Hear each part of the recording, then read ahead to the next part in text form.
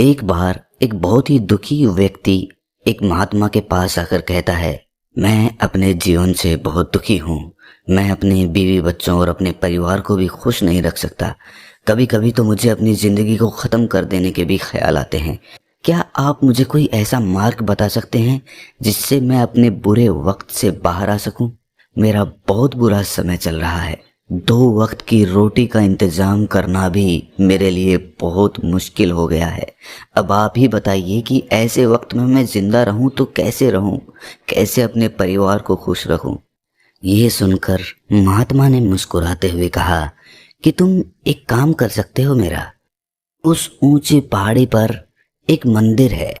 तुम 7 दिन तक रोज उस पहाड़ी पे जाओ।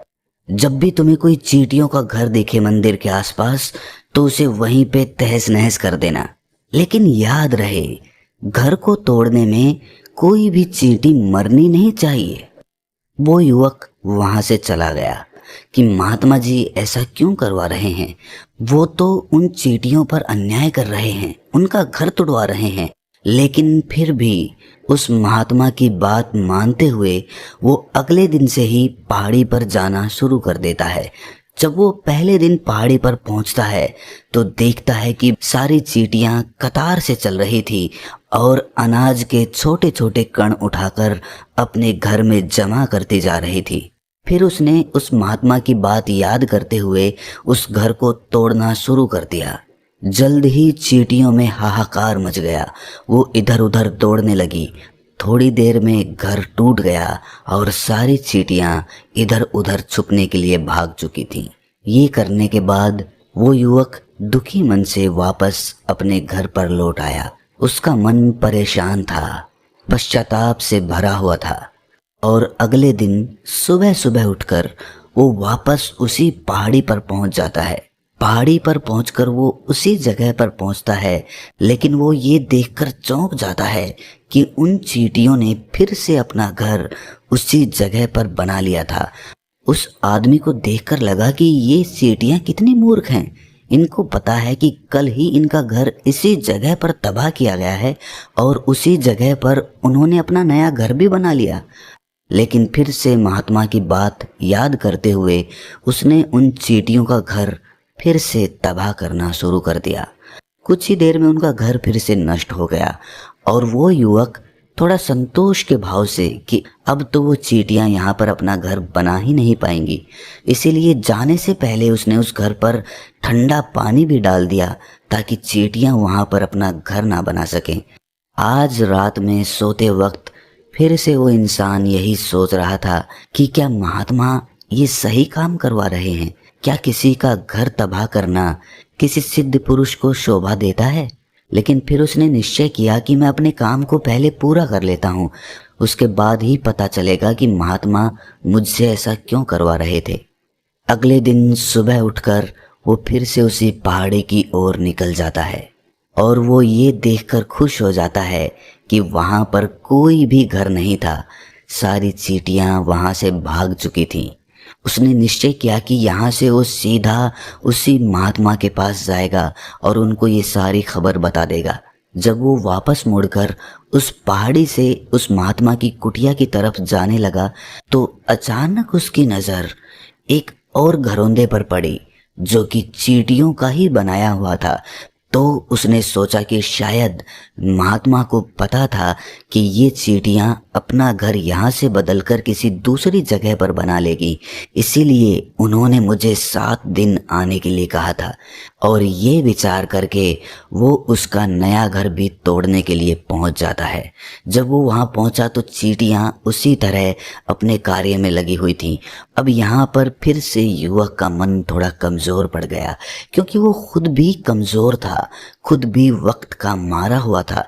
लेकिन उस महात्मा की बात को याद करते हुए उसने फिर से उस घर को तोड़ने का निश्चय किया और उसने बिना किसी चींटी को कोई नुकसान पहुंचाए वो घर तबाह करना शुरू कर दिया। आखिरकार उसने उस घर को भी तबाह कर दिया और उस घर को तबाह करने के बाद वो अपने घर पर दुखी मन से वापस आ गया। रात में सोने से पहले एक बार उसने फिर से सोचा कि मैं कितना बड़ा शैतान हूँ, कितना बड़ा दानव हूँ। मैं उन चींटियों को कहीं भी बसने के लिए कोई जगह ही नहीं दे रहा हूँ।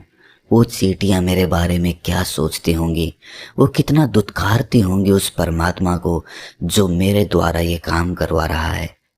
और अगले दिन सुबह सुबह वो फिर से वहां पर पहुंच गया। वो ये देखकर फिर से आश्चर्यचकित रह जाता है कि इस बार चींटियों ने पहले से भी बड़ा घर बना लिया था और अब वो फिर से अपना अनाज और खाना इकट्ठा करने में जुटी हुई थी। ये देखकर उस आदमी को लगा कि ये चींटियां किस मिट्टी की बनी हुई हैं।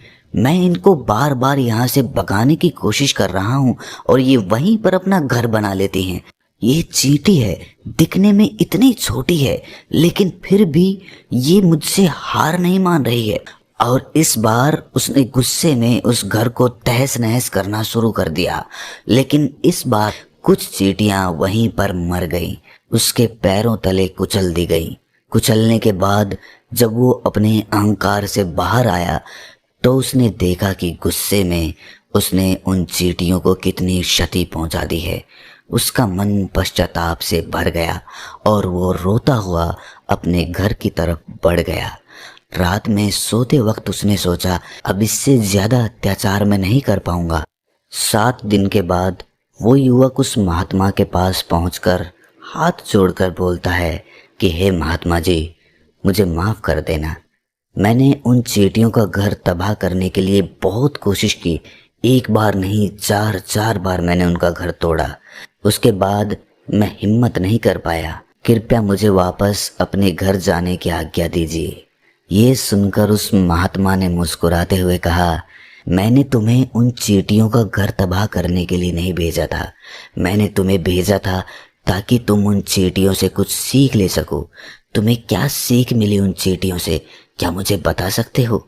ये सुनकर उस युवक ने पूरी कहानी बयां कर दी। पूरी कहानी सुनने के बाद महात्मा ने मुस्कुराते हुए कहा, पहली सीख जो इन चींटियों से लेने की थी वो ये थी कि तुमने कितनी ही बार उनके घर को तोड़ने की कोशिश की, लेकिन वो हर बार अपना नया घर बना लेते थे।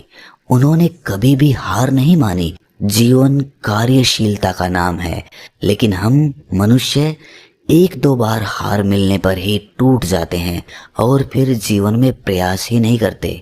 लेकिन जानवरों में तुमने एक बात देखी होगी कि वो अपना जीवन खुद से स्वयं से कभी खत्म कर ही नहीं सकते हैं। तुमने कभी नहीं सुना होगा कि किसी जानवर ने आत्महत्या कर ली, चाहे वो जानवर कितना ही भूखा क्यों ना हो, कितना ही दुखी क्यों ना हो, लेकिन वो अपने जीवन के लिए हमेशा संघर्ष करता रहता है। जीवन तो कर्मशीलता है, कर्म करने का नाम है जीवन, और मृत्यु आखिरी विश्राम है, परम विश्राम है। इसीलिए मृत्यु से पहले कर्म करना कभी मत छोड़ना। अगर तुम्हारा एक घर टूट गया है तो दूसरा घर बनाने का प्रयास करो, कोशिश करो, और कोशिश करने वालों की कभी हार नहीं होती। ये तुम उन चींटियों से देख चुके हो। दूसरी सीख यहाँ से लेने की थी वो ये थी कि जब भी हमारे ऊपर बुरा समय आता है, हमें लगता है कि ये समय कभी नहीं जाएगा, ये समय मेरे जीवन को बर्बाद कर देगा। वो सिर्फ विचार हैं और वही विचार हमारे मन को दुखी कर देते हैं और इसीलिए हम प्रयास करना भी छोड़ देते हैं। अगर हम बार बार फिर से उठ के फिर से नया प्रयास करते रहेंगे तो प्रकृति भी हमारे सामने घुटने टेक देगी और वो भी एक दिन हमारे ऊपर दयावान हो जाएगी और वो हमें सब कुछ देने लगेगी जिसकी हमने कभी कामना की थी। इसीलिए कार्य करते जाना, एक ना एक दिन प्रकृति तुम्हारे उस कर्म का परिणाम तुम्हें जरूर देगी। तो दोस्तों, कैसी लगी ये कहानी आपको कमेंट सेक्शन में जरूर बताना। तो मिलते हैं अगली किसी कहानी में, तब तक के लिए अपना ख्याल रखें।